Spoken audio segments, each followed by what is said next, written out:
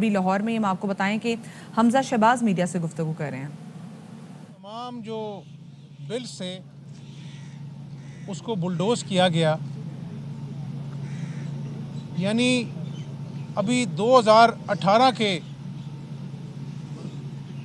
Elections की शफाफियत पर सवालिया निशान हैं और रहेंगे। इमरान नियाज़ी साहब ने कहा था कि 4 हलके खोलें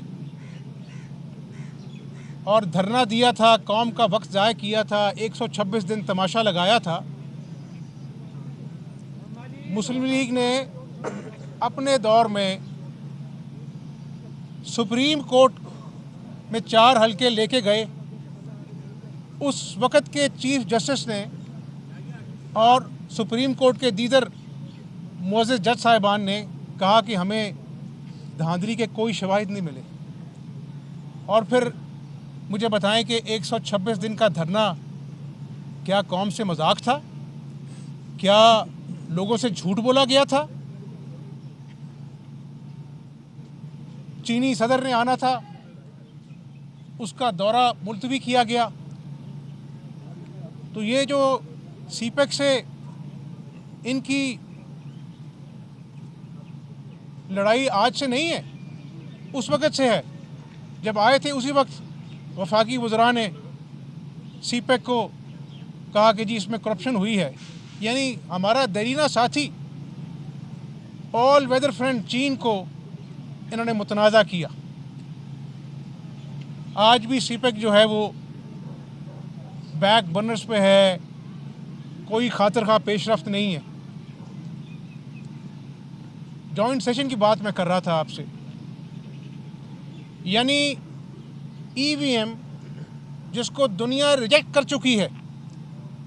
एक्सपर्ट्स कह रहे हैं कि ईवीएम जो है, ये मैं नहीं कह रहा, एक्सपर्ट्स कह रहे हैं कि ईवीएम जो है वो शफाफियत में रुकावट है।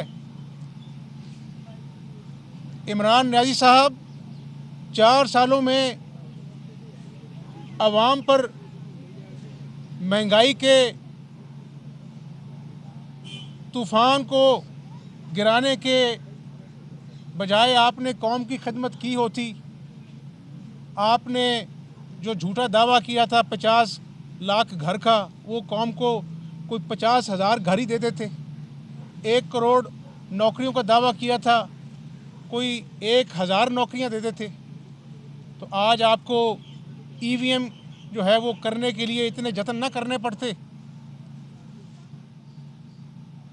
आप मुझे ये बताएं कि एक शख्स जिसका नाम इमरान नियाज़ी है, महंगाई होती है तो वो कोरोना के पीछे छुपता है, महंगाई होती है तो वो माफिया का रोना रोता है। हालांकि माफिया जो है वो काबीना में बैठे हुए हैं, और जब कारकर्दगी नहीं दिखाई जाती तमाम तर झूठे दावों के बावजूद, तो ईवीएम के पीछे छुपता है। इसको कौम ने अब छुपने नहीं देना। और मैं आपको बता दूं ये बात, ये खुद भी सिलेक्टेड भी है और रिजेक्टेड भी है। क्या है? ये सिलेक्टेड भी है और रिजेक्टेड भी है।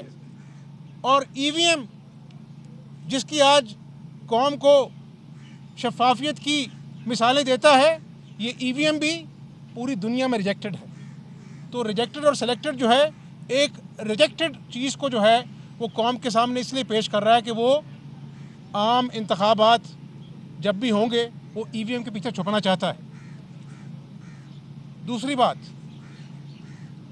इन्होंने बड़ा डंडोरा पीटा कि जी हम मईशत का पहिया चलाएंगे, ग्रोथ रेट इतना है। आज बड़ी तकलीफ़ से मैं कह रहा हूँ कि मुस्लिम लीग के दौर में एलएनजी के टर्मिनल लगाए गए, मेहनत हुई। मैं पूछता हूँ, आज जब चीनी शॉर्ट होती है, ये बाहर भिजवा देते हैं, तो वज़ीर आज़म कहता है कि हमें पता नहीं था। जब आटा जो है पहले बाहर भिजवा दिया जाता है, कौम को महंगा तरीन आटा मुयस्सर होता है, ये कहता जी हमने वर्किंग नहीं की थी। इनका वज़ीर खुराक कहता है असेंबली के फ्लोर पर कि जी मुझे नहीं पता गंदुम कहाँ चली गई। आज जब मईशत जो है वो सिसकियाँ ले रही है, सनतें गैस उनको नहीं मिलेगी तो मईशत का पहिया कैसे चलेगा। जब सनतें बंद होगी तो बेरोज़गारी में और इजाफा होगा, महंगाई में प्रोडक्शन जब नहीं होगी तो महंगाई में और इजाफा होगा। अब कहा जा रहा है कि घरेलू सार्फिन को एलपीजी जो है वो मुहैया किए जाएगी। और मेरी बात सुनो, आपको खुदा का खौफ आना चाहिए, अपने गिरेबान में झांकना चाहिए। चीनी सस्ती होती है तो बूढ़ों को, हमारी माओं को लाइनों में लग के चीनी लेनी पड़ती है। अब एलपीजी के लिए भी सख्त सर्दी में इस कौम को लाइनों में लगाओगे। और फिर ये भी एक स्कैंडल है, चीनी शॉर्ट होती है, अरबों कमाए जाते हैं, आटा शॉर्ट होता है, अरबों कमाए जाते हैं। एलएनजी अगर बर वक्त बरामद करते तो 6-7 डॉलर की पड़ती। आज महंगी तरीन एलएनजी है और जो टर्मिनल मुस्लिम लीग नून के दौर में लगा था वो अंडर यूटिलाइज है, उसकी जो कैपेसिटी उससे कम उसको इस्तेमाल किया गया। अपने प्यारों को, एटीएम्स को नवाजने के लिए फर्नेस ऑयल से बिजली पैदा की गई। ये मैं नहीं कह रहा, ये इनकी अपनी नेपरा की रिपोर्ट कह रही है। और कब से सुन रहे हैं कि जी टर्मिनल लग जाएगा, ये हो जाएगा, वो हो जाएगा। यानी 2019 से कान पक गए कौम के सुनते सुनते, आज तक टर्मिनल के ऊपर कोई कार्रवाई नहीं हुई।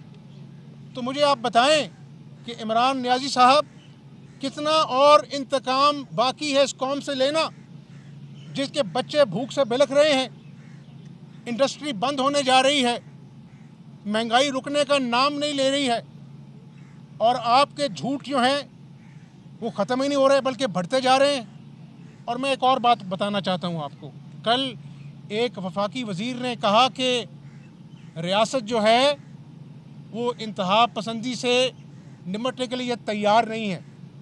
गौर करें अल्फाजों के ऊपर, रियासत इंतहा पसंदी से निपटने के लिए तैयार नहीं है और हमें पीछे हटना पड़ा। इनको, ये जो नौ रतन का टोला है, इनको अल्फाज का चुनाव करने में, बात करने में थोड़ा सा भी कौम का एहसास नहीं होता कि ज़रब अज़म हो या रद्दुल फसाद हो, हमारे सिक्योरिटी के एहलकार, चाहे वो फ़ौजी हैं, रेंजर्स हैं, पुलिस हैं, सरहदों पर शहीद होते हैं। और आज अफ़गानिस्तान के अंदर जो सूरत हाल है सिक्योरिटी की, वो हमारे सर पर मंडला रही है। और अगर एक वफाकी वज़ीर ये कहे कि रियासत जो है वो इंतहा पसंदी से निपटने के लिए तैयार नहीं है, हमें पीछे हटना पड़ा, तो ये रियासत के बारे में ऐसे अल्फाज का चुनाव और पब्लिकली ऐसी बात करना, दुनिया किस नज़र से हमें देखेगी।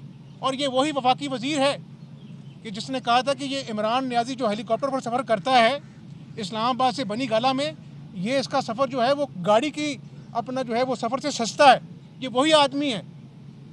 मैं आज कौम को भी और पार्लियामेंट को भी कहना चाहता हूँ कि ऐसे लोगों से पूछा जाना चाहिए कि जो बोलते ज़्यादा हैं और सोचते कम हैं और रियासत को उसकी भारी कीमत अदा करनी पड़ती है, ऐसे लोगों का बाइकआउट करना चाहिए।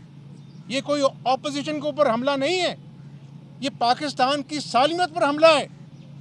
पाकिस्तान के ऊपर और सवालिया निशान उठाएंगे वो लोग जो पाकिस्तान के दुश्मन हैं। फैटफ का अभी मामला अभी ग्रे लिस्ट में है और मसूफ कह रहे हैं कि इंतहा पसंदी के ख़िलाफ़ रियासत जो है वो कार्रवाई करने की मुकम्मल तौर पर तैयार नहीं है। इन्होंने 4 सालों में इस मुल्क के साथ खिलवाड़ किया है, इन्होंने बहुत ख़तरनाक खेल खेला है। नियाज़ी साहब, ईवीएम का कानून पास करा दो, 17 नवंबर पाकिस्तान की सियासी तारीख में एक स्याह दिन के नाम से याद किया जाएगा। और ईवीएम से प्यार क्यों है इतना? बाई इलेक्शन होते हैं पंजाब में, खैबर पख्तूनख्वा में, सिंध में, नियाज़ी साहब हार जाते हैं। अभी हालिया कंटोनमेंट बोर्ड के इलेक्शंस हुए हैं, इबरतनाक शिकस्त हुई है, तो फिर ईवीएम से तो प्यार होना है, ईवीएम की अच्छाइयाँ तो बयान करनी है, क्योंकि अब ईवीएम के पीछे छुपना है। कोरोना के बाद हम आपको छुपने नहीं देंगे, कौम आपका मुहासबा करेगी। और फिर मैं कहूँगा तमाम सियासी जमातों से कि आज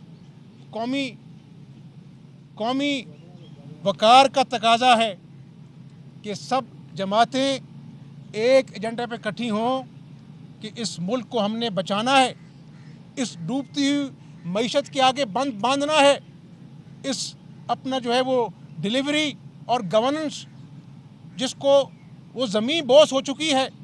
और मैं ज़रूर कहूँगा इस पंजाब में जिसको कहा था कि हम पुलिस का निज़ाम बनाएंगे, आज पुलिस की ट्रांसफ़र पोस्टिंग्स ऐसे होती हैं जिस तरह चपरासी की ट्रांसफ़र पोस्टिंग्स होती हैं, और खानेवाल हो, लोधरा हो, बहावलपुर हो, लाहौर हो, आज डाका जनी आम है, राह जाते हुए लोगों को लूट लिया जाता है, और अगवा पराए तवान आम है।